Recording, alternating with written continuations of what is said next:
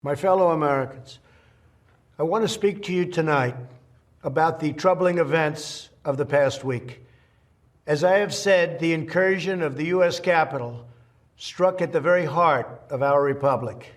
It angered and appalled millions of Americans across the political spectrum. I want to be very clear. I unequivocally condemn the violence.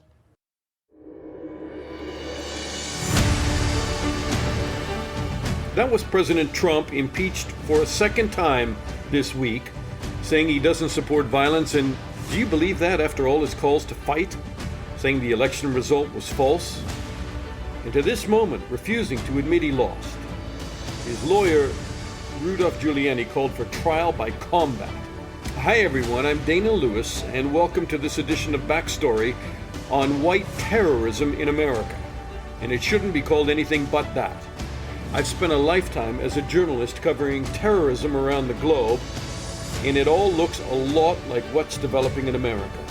From the Middle East to Russia to Afghanistan and on, bus bombs to hostage takings, fanatics all who justify their bloody rampage because their cause, they think, is just. President Trump's absolutely false claims of a stolen election have been rejected by every court. But it's ignited people who believe their president was a victim. This guy beat a policeman on the ground with an American flag, and before his arrest he said, "Death is the only remedy for what's in that building. Well, you need to stand up, and you need to scrap. Everybody in there is a treasonous traitor." And here's policeman Michael Fanone, who was dragged down the steps of the Capitol and was going to be shot with his own gun. Trying to fight as best I could. I remember guys were stripping me of my gear. These are rioters, pulling my badge off my chest. They ripped my radio off my vest, started pulling ammunition magazines from their holder on my belt. And then some guys started getting a hold of my gun, and they were screaming out, kill him with his own gun. At that point, it was just like self-preservation. How do I survive this situation? And I thought about, using deadly force. I thought about shooting people. And then I just came to the conclusion that, if I was to do that, I might get a few, but I'm not going to take everybody, and they'll probably take my gun away from me. And that would definitely give them the justification that they were looking for to kill me. If they already didn't have made that up in their minds. So the other option I thought of was, try to appeal to somebody's humanity. And I just remember yelling out that I have kids, and it seemed to work.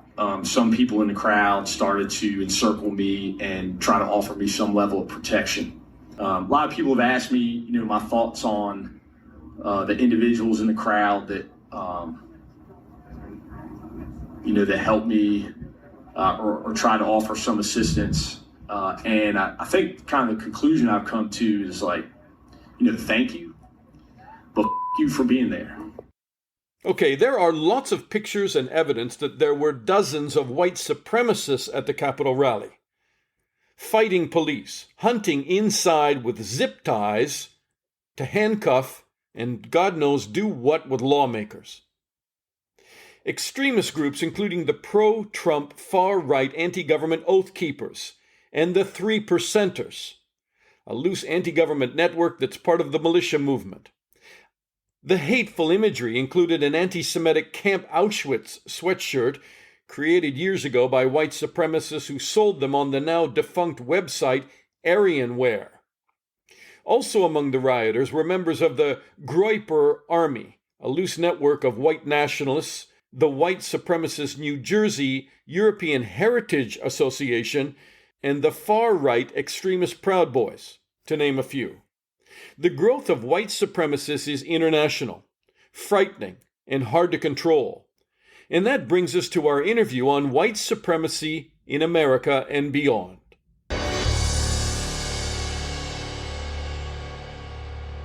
All right, joining me now from New York is Naureen Chowdhury Fink, the executive director of the Soufan Center, which is pretty much a security-focused think tank, or that's how I would describe it, based in Washington and in New York. Hi, Naureen, how are you? Hi, Dana. Good morning from where I'm sitting in New York. Thanks for having me. What an incredible time in America. And what would you say is the biggest security threat right now? You use the word incredible because I think none of us could have imagined the year we're looking at, not just COVID, but everything else we're seeing. You asked about the biggest security threat. And I think that in the midst of a pandemic, we are seeing white supremacists and conspiracy theorists and anti-government groups willing to use terrorism in the name of political change in the United States. And to me, that is the most, and not just to me, certainly by many intelligence assessments and accounts, the gravest terrorist threat to the United States right now. And it takes us a long way in a very short time from the days of 9/11 and Al-Qaeda and Islamic groups, Islamic extremist groups representing a threat to the United States. How suddenly has this mushroomed so quickly, if I can say it's quick? Sure. Well, I mean, first of all, we're looking at the 20th year anniversary coming up of 9/11. So it has been 2 decades and an eventful one at that. So we've seen things evolve and change. I think we've seen the white supremacist groups, there's a long history there. And certainly you and I just very briefly mentioned the right, a lot longer than 20 years. But exactly. So we are building on a movement that has been there for quite some time, certainly in this country. But we know that a lot of dynamics sometimes, I hate to use the word accelerate in this context, but you have catalysts. And certainly with the infusion of the internet, disinformation, QAnon, sort of this deteriorating trust in government. I'm going to use a really long word and mess it up here. Anti-establishmentarianism kind of take hold in the United States and elsewhere. I think we've seen a kind of perfect storm, and no pun intended with the capital. Right. As we talked to Naureen, I should mention that she was the senior policy advisor on counterterrorism and sanctions at the UK mission to the United Nations. I mean, Naureen, you're not new to this. You've been doing this for a long time. That's right. Working more in years field. than I care to admit in public. But I've been looking at this, for about 15, 16 years now. And one of the things I think has been remarkable, as much as we talk about 9/11 certainly being the linchpin of counterterrorism discussions for many years, this has also been a global phenomenon. And I think when we talk about the security risk in the United States, we need to remember there are others abroad watching, planning to emulate. And these dynamics, build on each other, right? We saw white supremacist groups really take heart in Anders Breivik's attack in Norway. I mean, the fact that he was able to kill like 70 kids and the greatest terrorist attack in Norway and in much of Europe. And it really served as fodder for groups abroad. And so what happens in the United States, certainly the greatest security threat we're seeing here, may well have also international repercussions. We've already seen the attacks in Christchurch, attacks in Norway, and we will see more, unfortunately. So it's in the United States and beyond. Trump has regularly downplayed the threat of white supremacist violence during his presidency. He said there were some very fine people among the extremists who sparked violence in Charlottesville in 2017. He called Black Lives Matter a symbol of hate. And he's regularly pushed narratives on Twitter that emphasize violence against white Americans as he seeks to curry support in the suburbs. What would you say about Donald Trump's role in the growth of extremism within the United States and specifically white supremacy? When I was growing up, parents and family friends used to say you're known by the company you keep, and that's how you'll be judged. And I think it says a lot about the fact that we had a president of the United States that was willing to serve just one community and one set of interests rather than the country as a whole. We have seen, provided a critical figurehead. He has broken the seal on what is permissible in public, what you say, what you do, and how you even conceptualize this country. And I think it will be really hard to put that genie back in the bottle, whether he stays, whether he goes. He has provided that kind of ideological centerpiece for divisiveness in this country.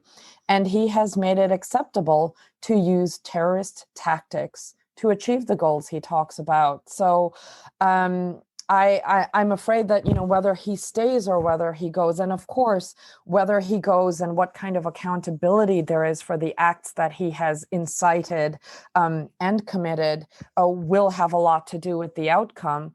But the fact that he did it at all for the last 4 years, and the fact that we have seen 4 years of growth and development in this narrative, the QAnon movement, and the fact of polarization, I think there's grave damage done already.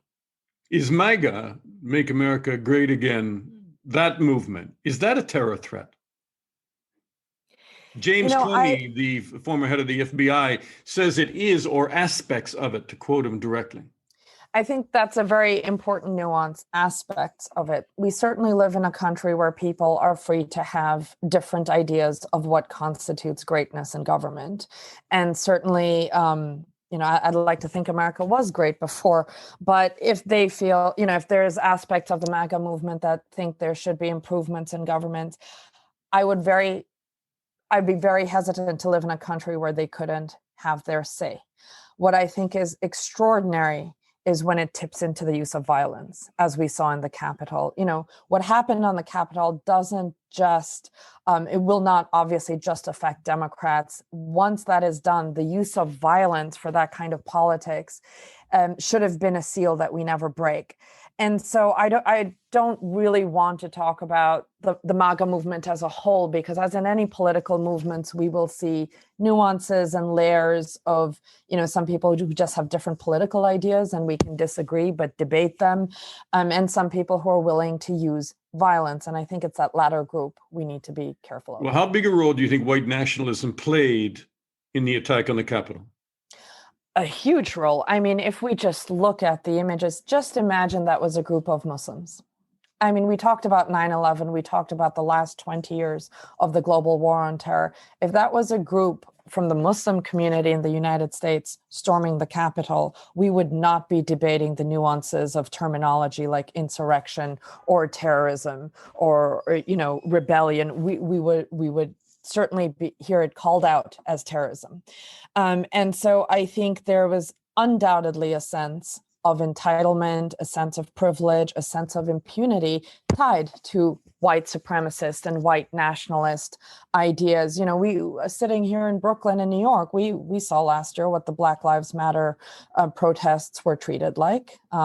We can imagine, as I said, if these were communities, not just Muslim communities, any communities of color that tried to perpetrate those acts we saw last week, there would be no debate about a law enforcement response.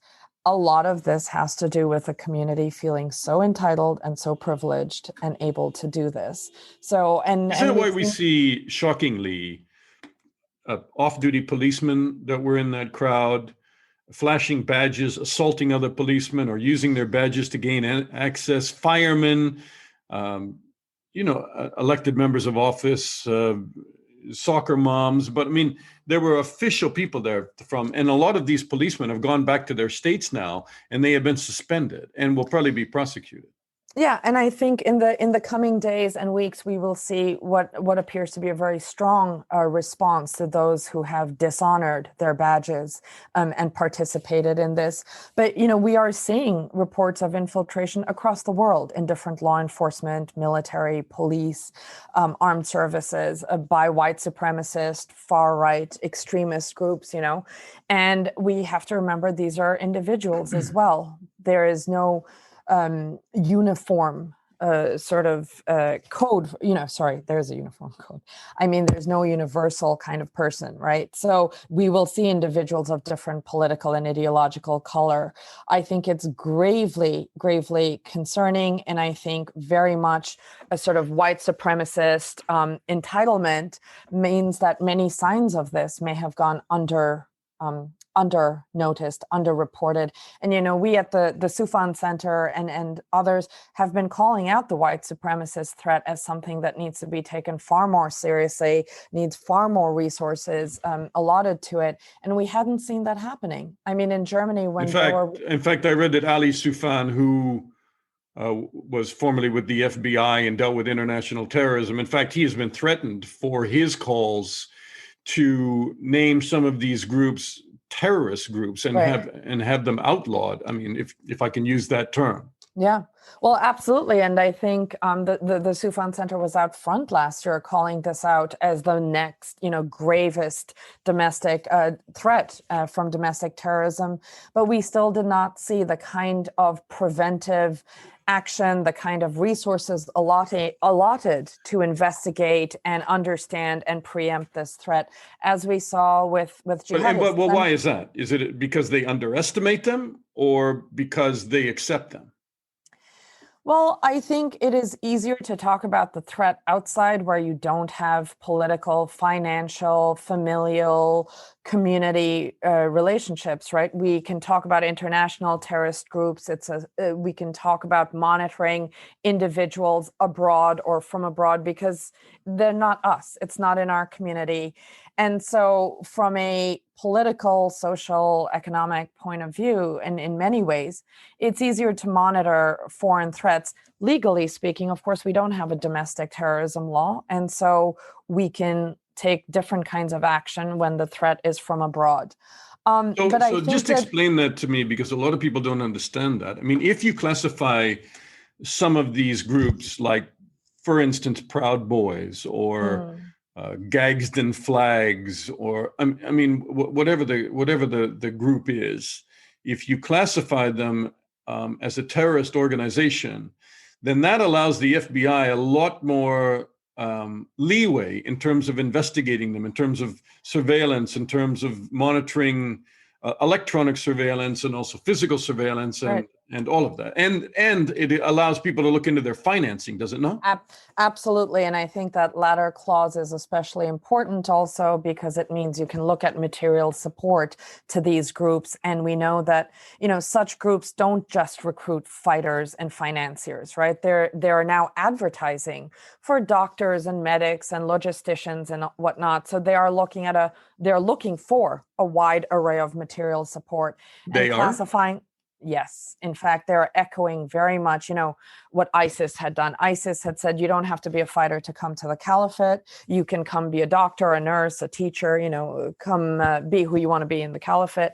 And we are seeing a lot of that now where groups are putting out ads saying, for example, you don't have to be a fighter if you want to be like a medic and come help us. And we're seeing ads and pictures like that.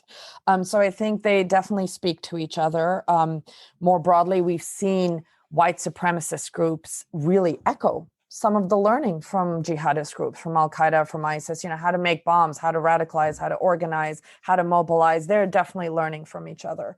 So yes, to your question, a domestic terrorism law would enable a lot of the actions which you outlined. However, there's also very valid concern about the potential for overreach, right? And how do we make sure that there's very strong criteria for designating a group as terrorists? I would be very wary of others who would want to suddenly, designate Black Lives Matter protests as terrorist action. I would be wary of using the terrorism label all the time without really thinking through the repercussions on civil liberties. It seems pretty simple to me. I don't say it in a naive way, sure, because I've been in other countries where they have tried to deal with some of these groups. And if you designate somebody a terror group, you are saying that they are going to take some kind of armed action to terrorize the public or represent a armed threat to the state. So it's not that, you don't like a posting on the internet, then you say that, he's a terrorist. It would have to be some kind of planned conspiracy to develop a physical threat and attack in America? Why is it so complicated? Well, I think because many of the actions that we would consider preparatory or leading up to it are protected in the United States. So you have free speech, which allows you to say whatever, certainly there's hate speech, but, a lot of the preparatory speech and narrative and, what we would, even in the UK and other places, maybe look at online harms and incitement. In the United States, it's protected. Of course, you can carry weapons here. So you can say many of these things and you can carry your weapon and you can happen to be walking past, somewhere that you think is a good target. And until the moment you do something, all of those actions are protected. I think so in the United States, for good and for bad, many of these actions are protected. And so it is a more difficult conversation where you draw the line between constitutionally protected actions and speech. Do you think that lawmakers are prepared to draw that line now, though, more than they've ever been, given what's happened? I think there will be increasing calls to look into it. I'm choosing my words carefully because that sounds a bit weak. Not on your part, but you don't feel that it's reached this tipping point after the assault on the Capitol that lawmakers now will say, okay, that's it. I mean, groups like Proud Boys, Nazi and white supremacists that are engaging in recruiting and calling for violence, then we have to act on that before it happens. I mean, there's an argument to be made, and others will. I'm sorry, I've been doing I've been doing academic research and diplomacy for a while, so I will have to look at both sides. But I think there are others who will say you can prosecute this without. You can prosecute acts of murder, you can prosecute preparatory acts towards violence, and you can prosecute incitement to violence. I think that there are cases where, of course, the terrorism label and having a domestic terrorism statute is important. I think they will be looking into it. I think it is one of the most fundamentally difficult questions to address when it's constitutional protections we're talking about. That's why. Maybe it's better to talk about this in terms of smaller steps then. At the very least, these groups are now more than ever on the FBI's and Homeland Security's radar. Do you think now they are going to start assigning more people to it, understanding that it represents a grave threat to the nation in its own way? Absolutely. I think we're going to see more resources allocated. I think very importantly, we talked about a sense of entitlement and impunity. You'll also see more senior leaders speaking out against it.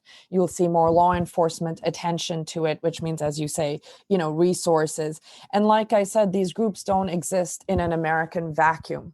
They have partners, funders, supporters abroad in similar groups. And so the more there is action at a senior level in the United States with the FBI and law enforcement agencies and politicians, it also means in other countries that we can partner up with them and make sure we address the transnational dimension of these issues. Noreen, where else, if you were just to name off the top 5 or 2 or 3, where else do you see them really proliferating in a worrisome level internationally? Sure. Well, we've seen in Germany reports that some of the most elite law enforcement and police and military teams have been infiltrated by far-right groups. We've also seen the German government take very early and decisive action to allocate resources and address this head on. I think it was, I want to say $80 million was maybe euros. I'm sorry about that. I don't have the exact figure, but a large amount of money in the 80 million sort of estimate has been allocated now to look into it. The government is on notice and very public in addressing this as a threat, calling it unacceptable and launching investigations. Certainly Norway, we saw after the Breivik attacks, went very, very quickly into investing a lot more in prevention and addressing violent extremism writ large. And certainly New Zealand and France, in the aftermath of the attacks in Christchurch, we have seen they launched the Christchurch call and are working very closely to look at the online dimension of this. And this is what the UK also supported. Prime Minister Boris Johnson had committed resources to looking at what is happening online to these groups so that we can work on addressing their online presence. So how big do you think it is in America? Because probably a lot of people had the impression that, there's some guys living up in the mountains in Tennessee or something, and, that it's very fringe. It seems like it's evolved to become far more mainstream. When I take a look at some of those videos from around the Capitol, I was shocked at and read about the different groups that were participating. I mean, Proud Boys, QAnon, which is a right-wing wingy cult, Nazi and white supremacists, including, wearing this shirt Camp Auschwitz. And the 6MWE shirts. Noose was posted around the Capitol, which is apparently a fantasy day of the rope. That's right. That traitors will be hanged in the street. Gagsden flags, yellow American flags that date back to 1778. With the rattlesnake and the words "Don't tread on me" from the Revolutionary War. The 3%er flag, which I thought is quite ominous in its own way, because it said it took only 3% of American people to revolt against the British. And in this context, it's a signal that a small number of so-called patriots, that's all you need for a successful revolution. I mean, there's a wide berth of very, bizarre groups there. Does any of them stand out to you, or do all of them? I mean, I think it's exactly what you've just said. You've kind of hit it on the nail. It's the fact that it's many, many different groups kind of coalescing into a similar worldview, right? I think it is much more widespread. Like you, I think one of the most, like you just said, one of the most horrifying images for me was that noose outside the Capitol. We're so transfixed on the kind of dramatic QAnon shaman and his horns that we forget that the noose and the zip ties is really the image that we should, I think, be very, very concerned about, because so many different groups coalesced around these ideas. The ideas that the governments are traitors, the ideas that the democratic process itself needs to be upended. So this is not certainly a fringe movement. We've heard a lot of families say that, this is a concern in my community. I can no longer talk to family members because they're on some spectrum of these ideologies. I think we do have to remember, like we've seen with Al-Qaeda, with ISIS, there are some people who, just because they're anonymous online, they can say what they want. There's no real consequence. It requires no real courage or action or commitment to say things online. Mm-hmm. What I think the problem, one of the many problems with the Capitol attack is that it mobilized people to move from an online world where things are just fantasies and maybe don't require commitment. And when you have an example of people that did follow through with action, it creates a kind of, a very mobilizing narrative for those who may have been maybe on the fence about whether to move from the online into the real world. At the same time, we know that just having a few activists, often they can be successful when there are layers of support behind them. The ideologues, the narrators, the small financiers, the small businesses that support them, the communities that back them up, the moms that defend them, the dads that egg them on, all of these, so I think when we look at not just those who are willing to take action, but the wide group of people that are willing to support them. I mean, just looking at the support for President Trump. And how do you fight that? I mean, looking at the support for President Trump, and he's got a lot of it, but maybe he will fade, and maybe he won't. But how do you deal with that scope of so many people that have been told by him that the election wasn't free, wasn't fair, it was a fraud, it was stolen from you, stop the steal, we have to fight? And that message, is pretty dangerous, because a couple of the interviews with people who went to that riot a few months ago were not that radicalized on the internet, and so a lot of it has been compressed as we've heard this constant echo of President Trump saying it's been stolen from us. Well, part of that compression, Dana, will also be the impact of COVID-19. There are more people at home, the more people that are scared, uncertain, spending time online. And, we've seen UN reports, we've heard widespread reporting. There are more young people spending all day online. There are people with, who've lost their jobs, lost their homes. And so I have to say, it's really not surprising that this has all accelerated and compressed against the backdrop of a lockdown, an unprecedented global shutdown of, other valves for engagement.